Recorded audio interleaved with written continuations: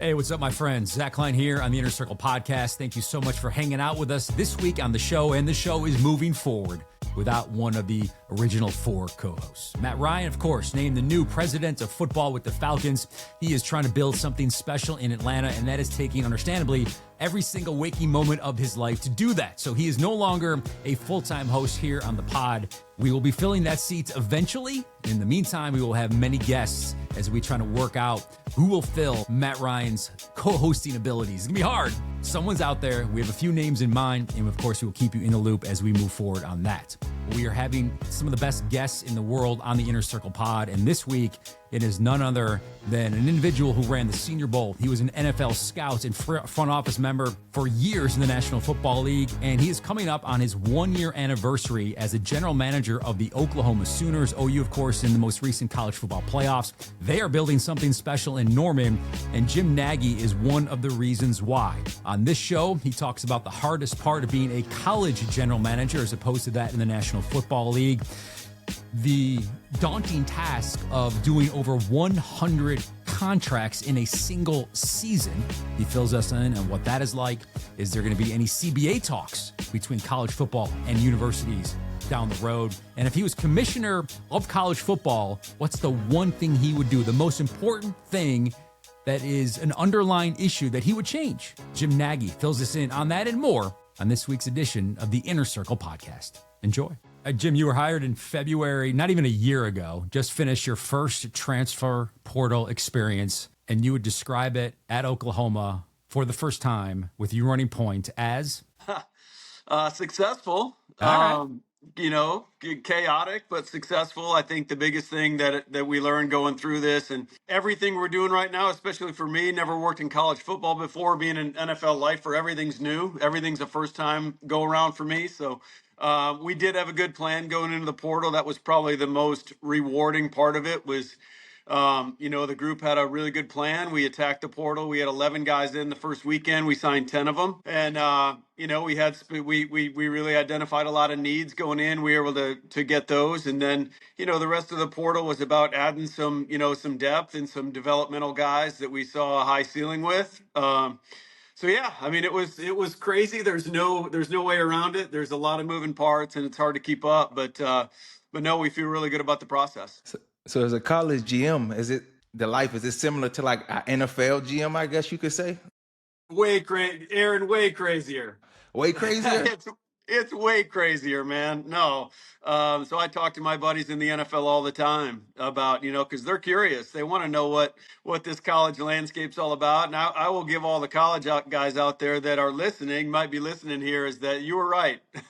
The college guys always warn me like how crazy that space is. And I'll say this, just not a lot of time off. Recruiting never stops. That's a real thing. It never does. I mean, last year, we went through the official visit process in June, and I went over to Italy to visit my son who was studying over there for a couple of weeks, and I was negotiating contracts the whole time for the 2026 guys. So it never stops. But I'll say this, like it's very competitive. There's a lot of adrenaline, which I kind of feed off both those things. So I've actually enjoyed the job way more than I thought I would.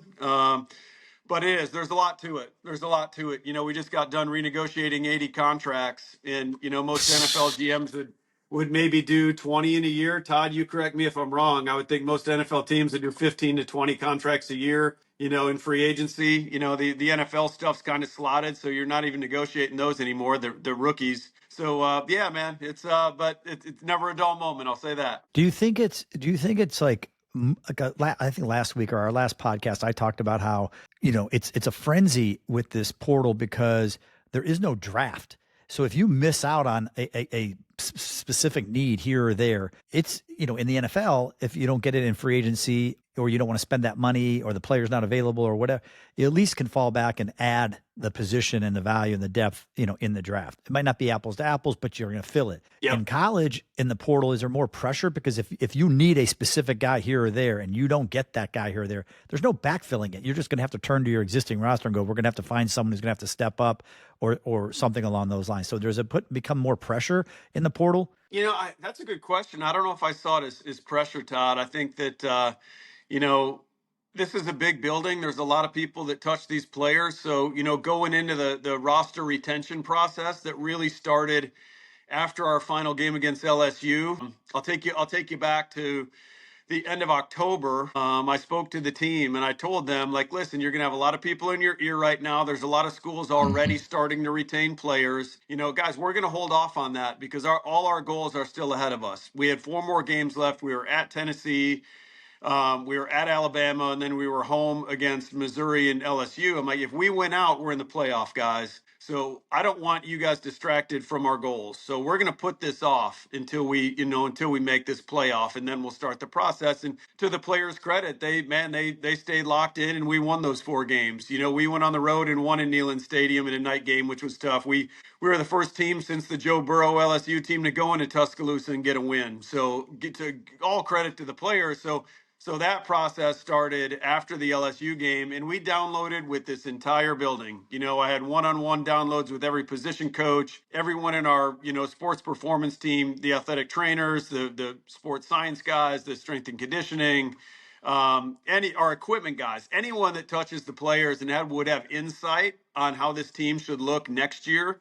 We had those conversations, and then Coach Venables and I obviously got together and went through different scenarios on depth and guys we wanted to prioritize. So that was a process in and of itself. And you had to get the roster, you had to get those players done first. So we didn't take for granted that all these guys wanted to come back or we were able to get them back. No, thank God we're through that process and we didn't lose a single starter in the portal, which is great. That was the goal. We didn't want to lose those frontline players, and we only lost a couple depth pieces that were coming back with with significant play time. I think we lost 2 guys with over 30% playtime. The rest were all really minimal playtime guys for us. Not that we wanted to see them leave. It'd be great to bring an entire team back, but that's not reality. And back to your point with the portal, then we knew what holes, we knew where the needs were, and we attacked it and had a good plan. But you're right. If we weren't able to get those players, then you're really leaning into your freshmen and some of these guys, developmental guys, to really hit for you. But you don't want to just hope. Hope's not a plan, right? So we did. We really wanted to attack the portal and fill those needs. You mentioned talking to all the different guys in the building to get their take and all that stuff. I just curious. You're a former NFL guy as well, and now you're here in college, and you're seeing more teams in college get some personnel guys or executive level guys from the pros into college. So my question is do you also see, and are you guys doing it, where you're almost setting your front office up, kind of cloning what the NFL offices do, not necessarily from a GM and cap perspective only, but scouting? Because now, in the past, you used to just scout the high school kids and figure out. Now your world has turned out to basically anybody who plays football. High school, you still have to fill out and chase those guys, but then you're looking at everyone on other rosters to see who might become available, who might not be happy, and not be caught, not ready if a guy does hit the portal and all of a sudden you're like, wait, we need a receiver. Is he good? No, you got to have that like a pro personnel department in a college department almost. I'll say this, I'll give a lot of credit to the leadership here at Oklahoma. Like, I was never planning on working in college football, and until some opportunities came up last fall when I was at the Senior Bowl, I didn't really see it as a reality. I didn't really see a need for guys like me, NFL evaluators.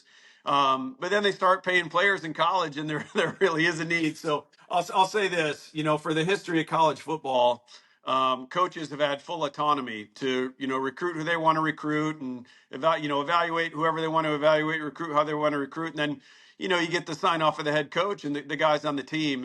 And this isn't, particular to OU. I think the leadership here at Oklahoma saw an opportunity to really kind of implement a new structure in college football, a more of an NFL model. You're hearing a lot about, colleges go into more of an NFL model. Well, I'll speak for OU and maybe not some other schools. I know a lot of schools are, giving guys the GM title, but maybe the structure is not changing. I mean, this is a true collaboration with Coach Venables and I together. And we have a 10-person scouting staff. Lake Dawson was in the NFL for 30 years as a player and an executive. He's on the staff. So between the two of us, we've got over 60 years of NFL experience. And I think the biggest thing is, and this is the sell in recruiting, is that we've got a scouting staff that's doing nothing but evaluating players and watching tape.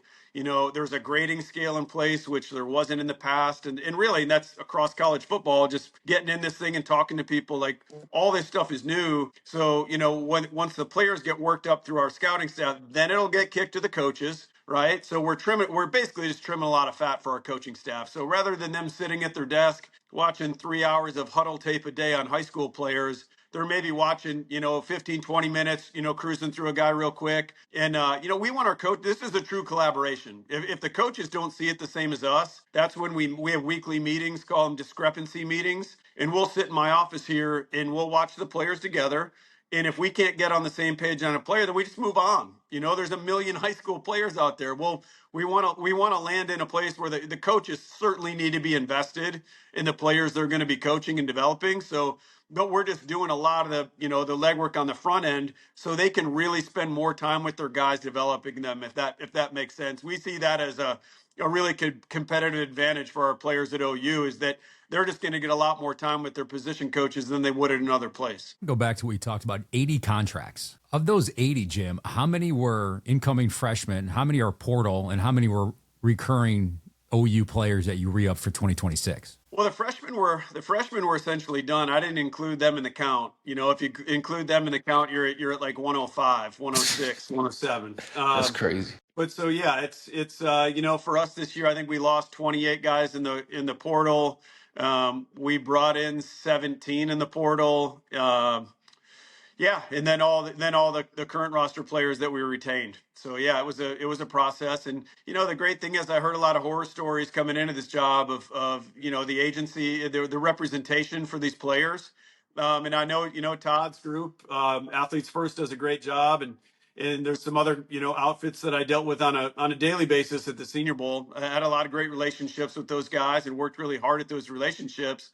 But I just, over the last 3 or 4 years, knowing their reluctance to get into this college space, like, a lot of the big boy agencies wanted no part of this thing. And then, now 3 or 4 years later, they're kind of realizing, man, we can't just dip our toe in. Like, we better jump all in here. We're not going to be able to get these guys when they come out of college.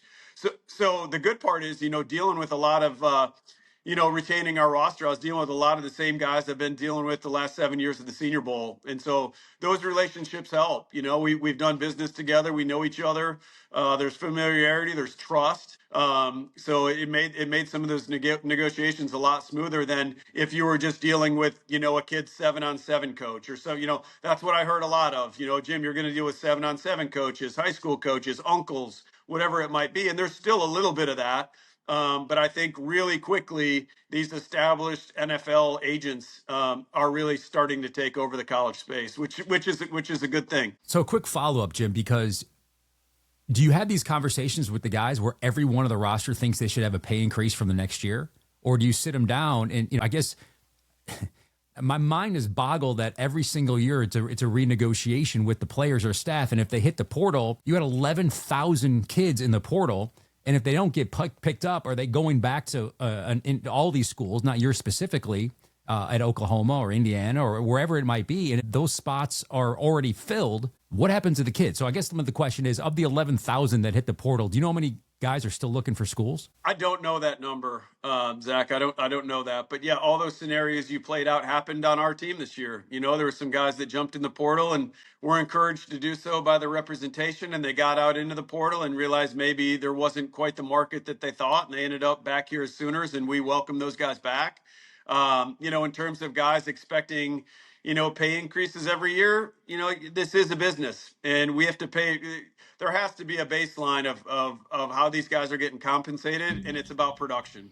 There's obviously an acquisition cost out of high school that you pay these players, but once they're here in Norman, like that, they have to produce. And again, this is the SEC. I know the Big Ten just won their third straight championship, and kudos to Indiana, man. What an incredible team, and that was a lot of fun to watch. Just go through the playoffs. I wish we would have been there playing them, but I have a lot of admiration for what Coach Signetti and everyone on the staff did up there in Bloomington. But But yeah, I mean, you have to have production. So if you come in as a freshman, you don't play a lot. We understand that. We understand the SEC is a really hard league to come in and play as a freshman, especially in the trenches. I mean, it's really big boy football in the trenches in the SEC. Everyone knows that. So we'll give those guys some grace. But are they doing everything in the building that they need to do to earn an increase or keep their salary level at minimum? What are they doing in the weight room? What are they doing in practice? What are they doing in the classroom? Are they high maintenance, low maintenance? So all those things kind of feed into that renegotiation. Like, okay, we understand you only played 4% of the snaps, but you did all these things that were great, and that's why we're still invested. Or you played 4% of the snaps, and look at all the lists you were on throughout the season.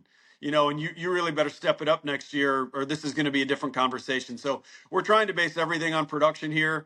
The acquisition cost out of high school is pretty high. But not as high as in the portal. So that's what I wanted to know, the financial part of it. Like, how do y'all determine, like, we want this edge rusher? How do that number start? Is it like a market that's set? If he's like, okay, this guy's at 400,000, the top tier rusher, or the top tier quarterback set 3.5 million, whatever it is. How do you guys determine how much a guy's going to get on the business side of things? Aaron, that's a great question, man. And that's really probably the hardest part of this job. When I do talk to my friends in the NFL, like if you're a GM right now and you're getting ready to go into free agency and you need a left tackle, or let's just use your example, you need a pass rusher, you need an edge guy, you're going to know, depending on the level of the player, if you're looking for a solid starter, if you're looking for a Pro Bowl level guy, like you're going to know within a certain range what that's going to cost you. In college, because there's no transparency in what these guys are getting paid. I mean, you are really sometimes throwing a dart in that opening number, right? That's like crazy. It really is. Like you're hoping you don't shoot too low and turn off the player and the agent, and you certainly hope you're not shooting too high and leaving money on the table for your organization. No such thing. So it does create a challenge, Aaron. I mean, I think that a lot of things could get cleaned up pretty quickly in college football. Yeah. I think a lot of people have pointed to a CBA, putting a CBA in place. I think that having some sort of rookie wage scale would certainly help with that initial number out of high school. Because what you don't want is your roster to be upside down. Yeah. I won't name names, but there was a particular coach in a Power 4 conference last year at Media Days who openly admitted that he lost his football team last year, back in 2024. And, someone in the media followed up, well, why do you say that? And he said, well, my upperclassmen found out that all the freshmen and sophomores were making more than them. And that's obviously, from a cultural standpoint, that's a terrible place to be, right? Mm-hmm. But that's just kind of where college football is at. If you want to recruit at a high level, acquisition cost is so high. So there's a lot. So I think if you had some sort of freshman wage scale would certainly help, and then just transparency in these salaries would help as well. Like there needs to, like right now for me, I'm calling a lot of GMs kind of outside of the SEC and teams that we typically recruit against, but also schools that kind of recruit at the same level. Is also, reaching out to some Big Ten GMs that we don't usually go head to head against for players. Like, what are you paying your starting receivers? What are you paying your backup D tackles? Because there's no other way to do it. Trying to get a starting point. Yeah, that's crazy. Yeah. I think that's where we have a big advantage as an agency, Athletes First, because we have so many agents and so many players, whether it's portal guys, whether it's 5 stars, 4 stars, guys renewing from a sophomore to a junior, guys coming from high school, class of 27, 26. We have all those numbers. So I think that gives us an advantage when we're having conversations with schools, probably a disadvantage, like to your point, shooting in the dark a little bit on your end. You don't want to go too low. You don't want to go too high, even though I think there's never such a thing as too high, but I understand what you're saying. That's why you're a good agent, Todd. Yeah, great agent. He's a great agent. Do you guys also, Jim, I know there's teams that do it, take the name and the face out of it, which this is interesting, though, because I almost confused myself with the question because of what you said with the upside down roster of seniors making more than freshmen. In the NFL, teams will say, this is how much we want to, of our cap, that we want to invest in the D-line, period. This is how much we want to have on receivers. This is how much we want to put into our linebackers. And they take the names out of the equation, and then they take that amount, and obviously they got to be fiscally responsible to make it work there. But if you guys did that, but then you have to have like a little asterisk mark because the upperclassmen versus the young kids, that could throw things off too. How do you guys do that? We do it just like the NFL teams do. So we have allocations by position. We try to hit those marks and be responsible. Again, you got to be disciplined in this whole thing when you're putting it, when you're working under a cap system, which we are. With the whole roster construction, you have to have discipline. You got to you got to have a walkaway number. Before we started the roster retention process, we had an opening number and we had a walkaway number. And unfortunately, there's a couple times where we had to pivot and walk away from players we didn't want to walk away from. But if you don't stay strict to your models, we've already got this thing built out for 27 and 28. Really the 27 models coming together, 28s.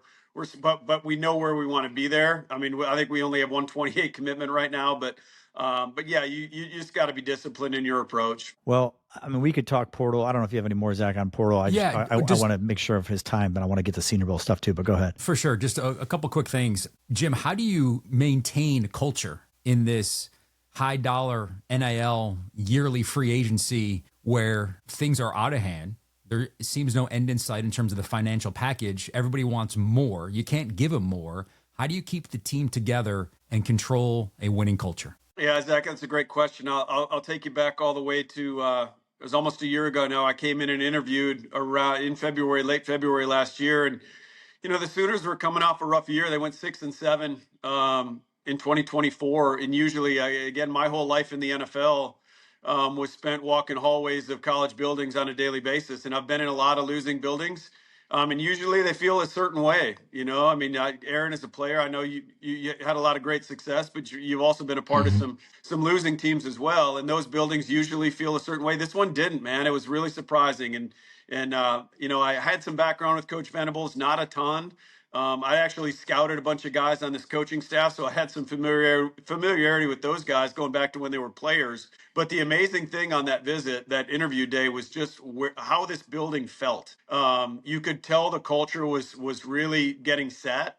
So that made me really optimistic. That's why, frankly, that's why I was bought into the job after I sat down with Coach Venables and we had a shared vision for what a team should look like, what a locker room should look like, what players, the value system these players need to have.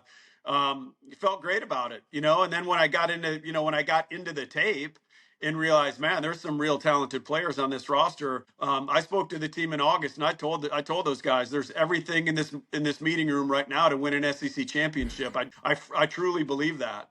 Now, we didn't win the SEC, but we did make the playoff. This coaching staff, all credit to them. They've brought in good play. They've brought in good people. And I think, in this new era of college football, we are really going to be dialed into the people, into the families that are around these players. Mm-hmm. Because, if there's a lot of dysfunction, if there's a lot of chaos, it's going to create it in your building. And right now we don't have any of that. It's really a stable environment.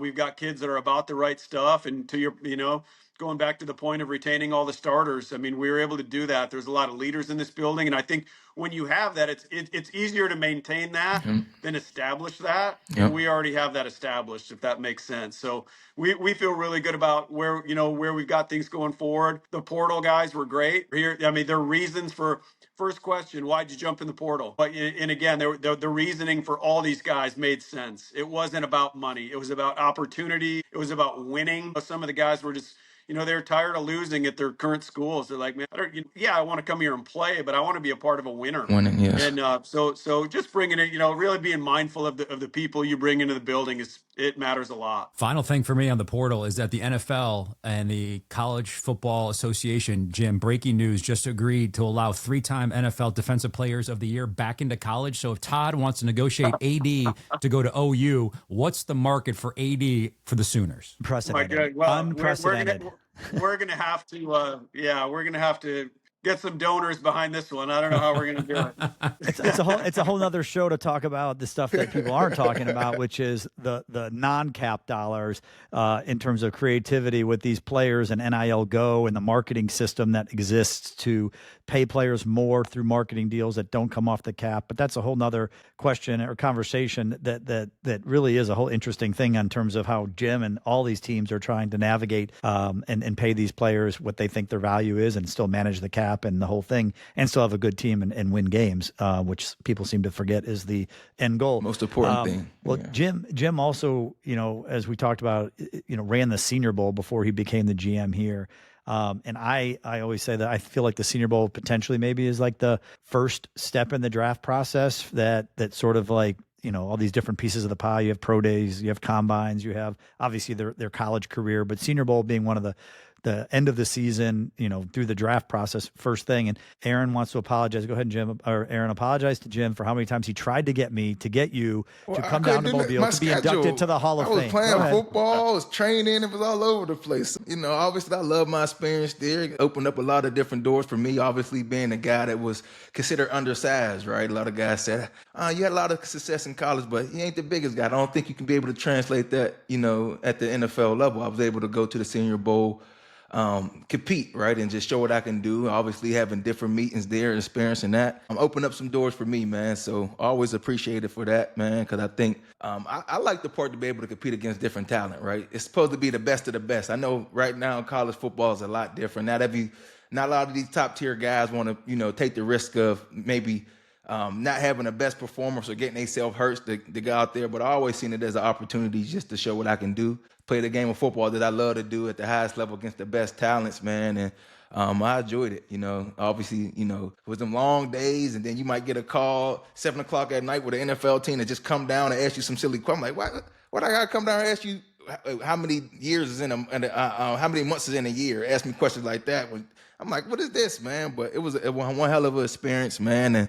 And I apologize that I couldn't make it. I apologize good, that I was playing football and had to train and all that. I apologize, man. No, you're good. You're good. No, I distinctly remember that week. No, I wasn't running the game when you came out. I was working for the Chiefs actually, and I remember one of our young scouts calling me, and he really was struggling with your evaluation, and I hadn't watched your tape yet, and he was like, the way he was describing you, he's like, man, this kid's dominant. He's making all these plays behind the line of scrimmage. He's so disruptive, his get off, everything. And he's like, but I don't know what grade to put on him because he's undersized and I'm worried about that. And I was like, man, I'm just listening to you. Like, and then I told him the grade on our scale. I'm like, you're describing this. So like have some balls and put that grade on him, And so, and again, as a young scout, you got it. Sometimes it's hard, because you were an outlier, man. You were an outlier. It is what it is. You were an undersized guy that ended up being, one of top 5 defensive player of all time. But I'll never forget all your one-on-ones against Zach Martin. See, we talked about that. We talked about that before. Yep. Two gold jackets going at it. It felt like every rep. It felt like you guys were like trying to figure it out where you went against each other every time in those one-on-ones. But yeah, man, I will say this: over the 7 years I was there, Aaron, I think you would have, enjoyed your experience a little more. We stripped away all the teams couldn't grab you at any time. We did all formal interviews. Like your days would have been a lot easier, But no, it is. It's Senior Bowl time. And Todd, back to your point about, that's where we coined the term, the draft starts in Mobile. Like we really did feel like that was the first step of the draft process. Over the last 5 years, we'd had over 100 guys drafted, which was over 40% of the entire draft class those 5 years. Like last year, we had 50 of the top 100 players. And I say this, I had an agent call me just on Saturday. We were moving our freshmen into the dorms, and I see this agent call. I'm like, man, I got to pick this up. And he was struggling with sending a player to the Senior Bowl. He's like, and I was like, well, I know your guy's name, but where do teams have him? I haven't watched this guy's tape. And he's like, well, he's on that borderline late first round, early second round. I'm like, perfect, man. That's the sweet spot. Mm-hmm. Said when, back in the day when I was in scouting in the league, like if you really boiled it down and asked the scouts, what are they looking for, through the process? They're trying to figure out which guys are mature enough to handle the NFL lifestyle, right? Like more money in your pocket, more time on your hands. Like, is this guy going to be able to come to the pros and really, settle in and get his work done? Or is it going to take him 2 or 3 years to like figure it out? Aaron, you played with a bunch of guys like that, right? A lot of talented dudes wash out of the league really fast because they can't figure it out. So that used to be what we looked for. Now that these guys are getting paid in college and some of them Yes. seven figures, have a lot of money, like the NFL, all they got to do is talk to, us and people that work for the collectives, and they can figure that part out. Is this guy mature enough to handle being a pro? Now what they're trying to figure out is how competitive are they?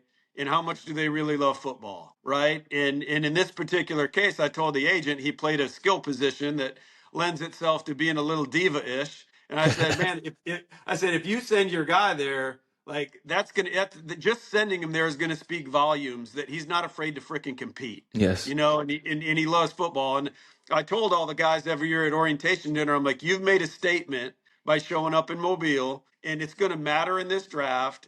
But it's also going to matter in 4 or 5 years when the team wants to give you that $100 million life-changing contract. Mm-hmm. They're going to look at how you handled the draft process. And if you're the dude that ducked out of all-star games and you ducked out, didn't do shit at the combine, and and you tried to do it on you did they call it the a la carte pre-draft process now. They're not going to feel good about handing you that $100 million because, Aaron, when they paid you that with the Rams, expected you to put your foot on the gas, right? Not take your foot off the Exactly. gas. And Exactly.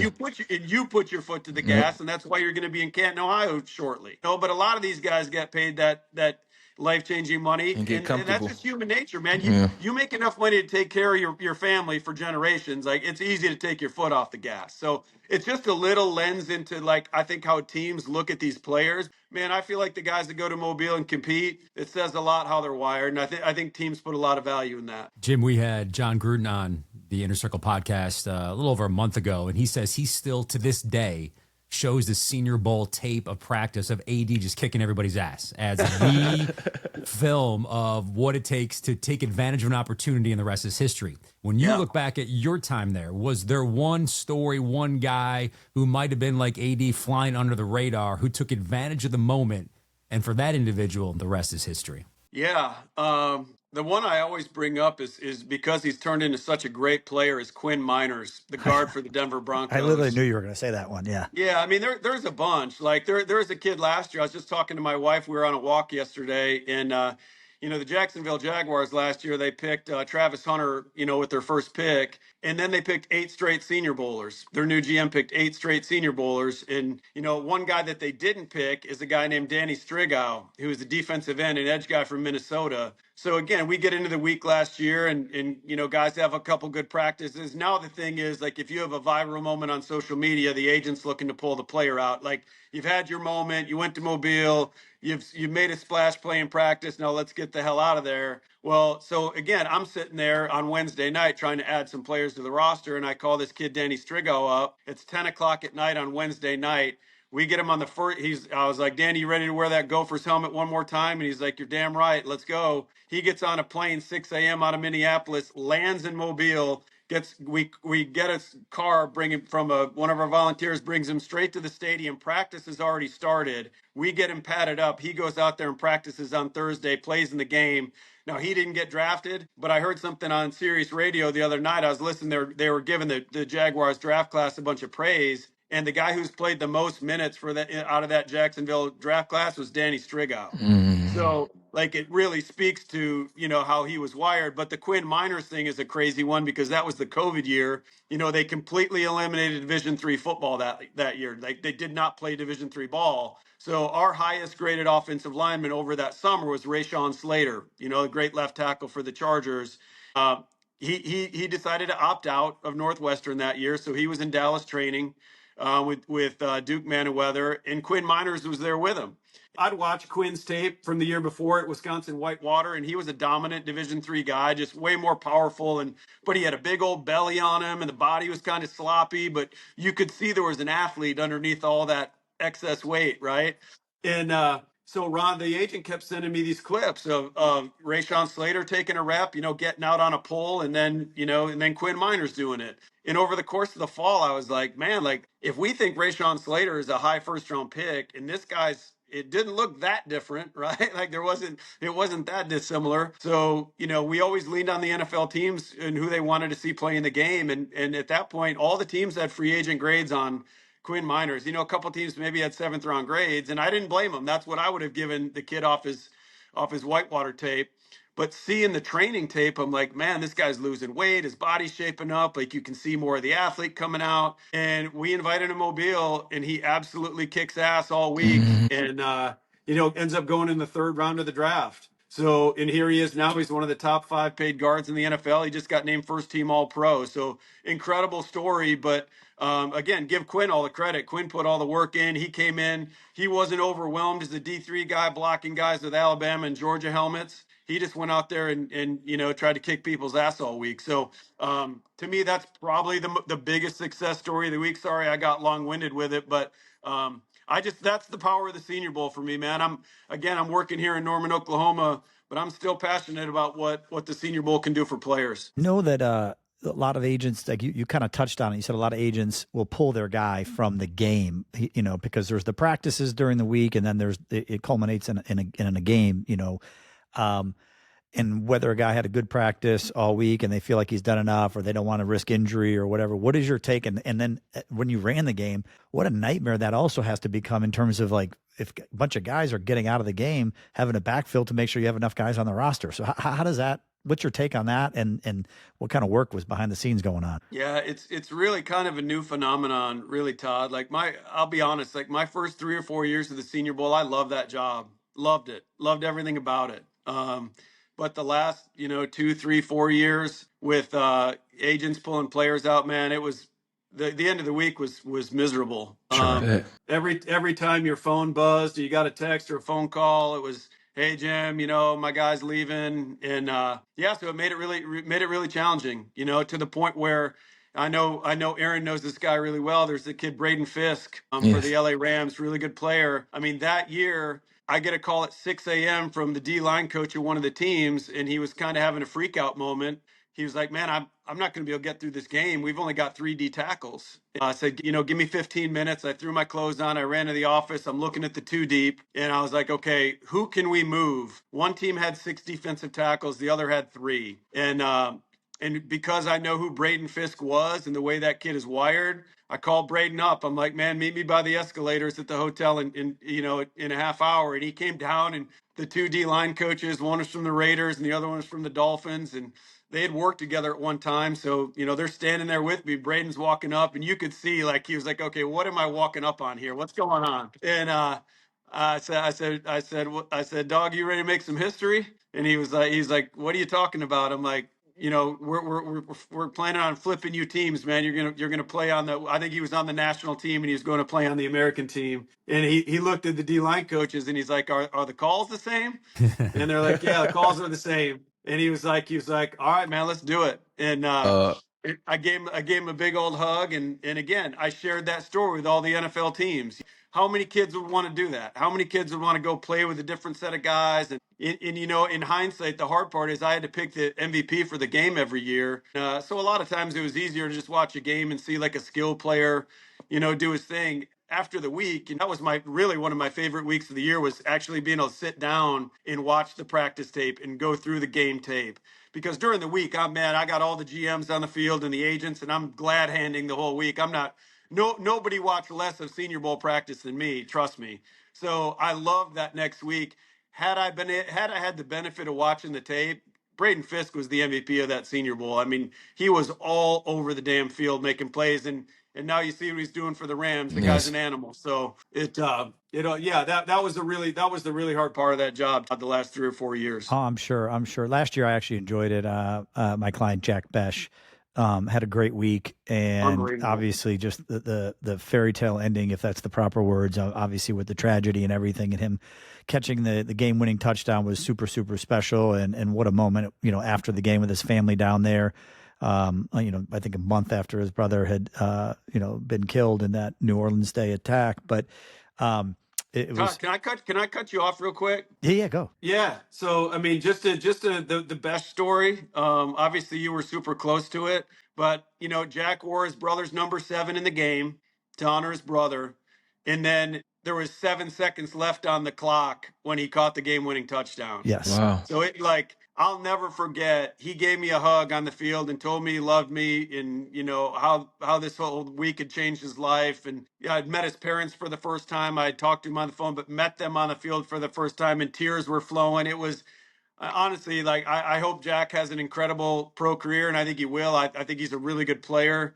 But that was like a Disney movie that week, man. And I know a lot of people, and you can move mountains, Todd. But that story, like, you can't make that stuff up. You No. can't make Special. up.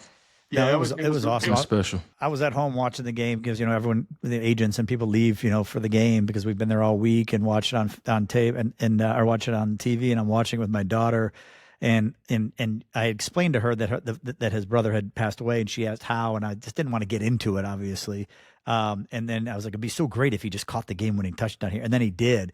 And then, of course, immediately after the game, the reporter puts the microphone right in his mouth, right, and just went straight for it and said, it's been 1 year since, or 1 month since your brother was brutally murdered. I'm like, oh my God. So my sister, my daughter looks at me, I had to explain it to her. But, moving past that, if there's a way to move past that, my last question, and I could talk to you forever, and then we appreciate you so much for coming on. It's so awesome and insightful.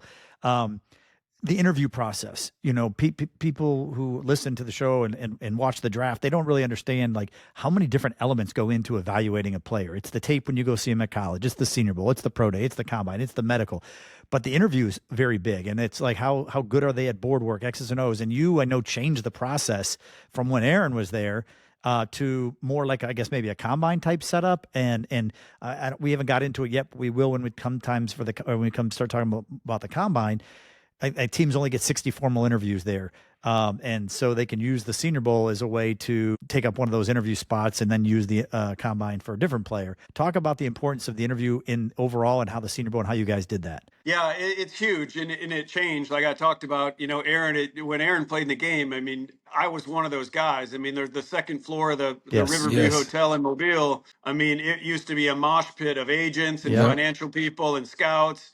And my first year there, it was still that way. And even I got off the elevator the first day and just tried to go have breakfast. And you couldn't even make your way through this sea of people without getting stopped. And so for the players, it made me step back and be like, this is really not a great setup for our players. It's overwhelming. Like they can't even go down to a common area without getting grabbed. And then really what forced the issue was we had our game during COVID. And, we really had to, I mean, we bought $10 worth of plexiglass for the interviews, and we had to formalize everything. So like every team would get every guy for, I think it was 15 minutes that first year. Yeah. So no, the interviews are really critical, and teams use it for different reasons. Yeah. A lot of them do board work. I mean, every team has their own pod where the player, now they go around in like a snake formation around a convention center floor, and they meet with every team back to back to back. They do 60, when I was there, they did half the league one night and half the league the next night. So the hard part for the players was to get yourself in a mind frame at every new team, like to not sound rehearsed and not sound like, just don't get, you gotta meet these people and know that this is the first time they're meeting you. So get locked back in. But I tell all the players, like I just had this conversation with a couple of our Oklahoma guys that are going to Mobile that they're meeting you for the first time. They're meeting you. Like these teams have been through Norman, Oklahoma all fall. And I've talked to all the NFL guys. Those are my people. They met with other guys on our staff and our coaches. But we've essentially been telling your story for you. Like, this is critical, man. You open up. And I know it took me a long time. It probably took me until I was in my 40s where I could really open up and be vulnerable about stuff. But I tell all the players, like, I know your agents tell you to answer questions a certain way and they coach you up. And I said, that's fine. That's their job to do that. But like the more vulnerable you can make yourself and talk about the hard shit you've been through in life, because that's what the teams want to hear about. When I worked for the Seahawks, Pete Carroll's first question was about adversity. Talk to me about what you've been through in life, because Aaron knows better than anybody. The NFL is a really hard league. Yes. And it ain't easy. So you're going to go through hard stuff. So in Seattle, we wanted to know, like, what hard stuff have you been through? How'd you navigate it? Who helped you get through it? Because you're going to face it. You're going to face it probably pretty quickly in the NFL. So the interview process is paramount, man. It really is. To me, it's just as important as the on the field stuff, and it's not just, and again, to the evaluation of what's important, it's not just like Aaron, kicking the crap out of, the guys he went against in one-on-ones. You watch, just effort. Like, does he like to practice? Does he have a smile on his face? Is he engaged with his teammates? Like all that stuff matters in a week-long event like that. But yeah, the interview, just opening yourself up and letting the teams really know who you are, from your perspective, like it's big. It's really big. The teams lean into that a lot. I mean, and some teams probably value it more than others, but everyone values it to a good degree. No, I mean, I know it's a value. I won't say which year, which player, but I had a guy that I sent to Senior Bowl because they had question marks, not on his ability. They said he's a first-round talent, but they had questions on his love for football, and they had question on his character. And actually, one team that I had talked to in the fall, ironically, literally told me, Todd, I love you. I can't have you. Just don't recruit this guy. You don't want to recruit him. And he just started reading off all the stuff. I was too deep into it, and I wasn't going to turn my back on the player. And I genuinely liked the player and his family, so I disagreed with it. And he wasn't saying he wasn't a good player. He was just saying off the field, he's just not, Todd, my type of guy, right? A good kid and all that. So I stayed the course and I did it all. And I did have him go to the Senior Bowl, and I did coach him, not necessarily on what to say, but to be engaged and to not look disinterested. And be prepared. The fact that they say you don't love football, like the fact that you are a first-round talent and you're going to be there, that's going to send a strong message in and of itself. And you played in your bowl game, and when you could have opted out, like a lot of guys do that wasn't in a CFP game. So we talked all through all that kind of stuff. And he went in there and he dominated on the field. He dominated the interview part, and then he continued to do it throughout the process. And the funny ending of the story is, not only did he get drafted first round, but by the team that told me not to. Yes, by the team. You serious? Yes, and that guy told me it was the biggest lesson inside their building to say, don't just judge off all the background information that you get. Spend time with the actual player.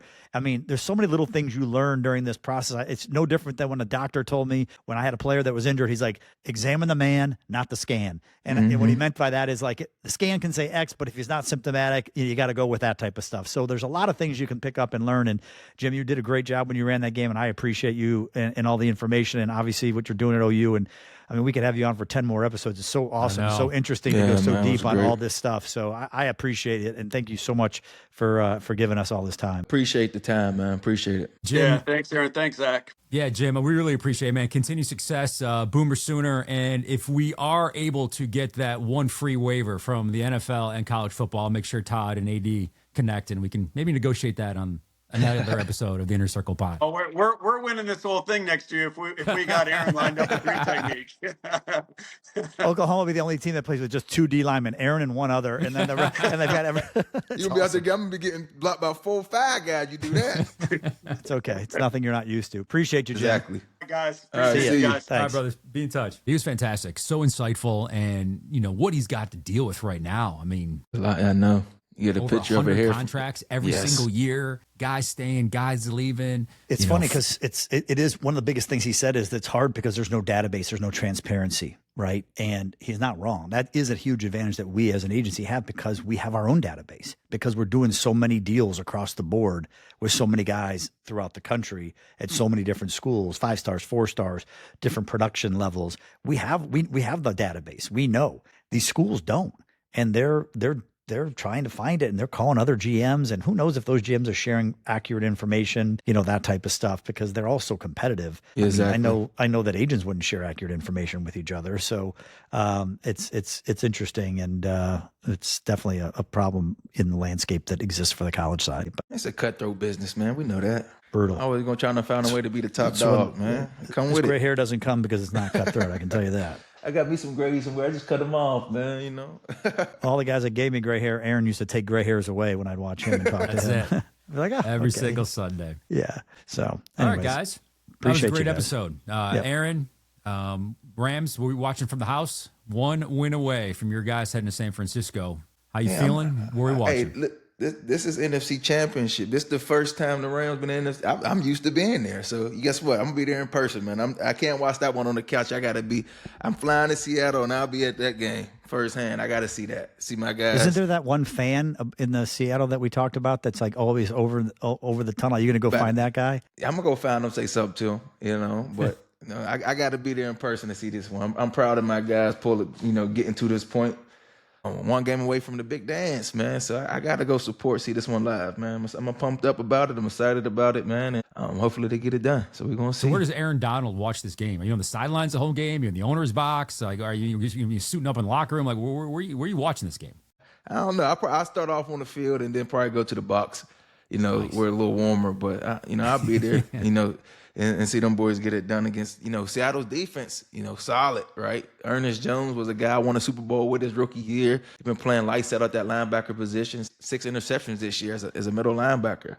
Obviously, that D-line been getting after. I think they got a really good defense on that Seattle team. So it's a good challenge for the Rams, man. But again, Sam Darnold, he got to show me. He got to prove it to me that he can get it done in a big game. I don't know. So I'm gonna trust my Rams to get it done. This young Rams defense, they've been playing pretty good ball. To get the job done. Matthew Stafford, they've been in this stage before, they've done it before. Obviously, the great Sean McVay. So, I'm rooting for my dogs. Safe travels, man. Have an amazing time. Stay warm. Good luck to your Rams, and looking forward to connecting next week with you and Todd and everybody here on the Inner Circle podcast. We appreciate your time. Thanks for listening. Thanks for watching, and we'll see you next week on the show.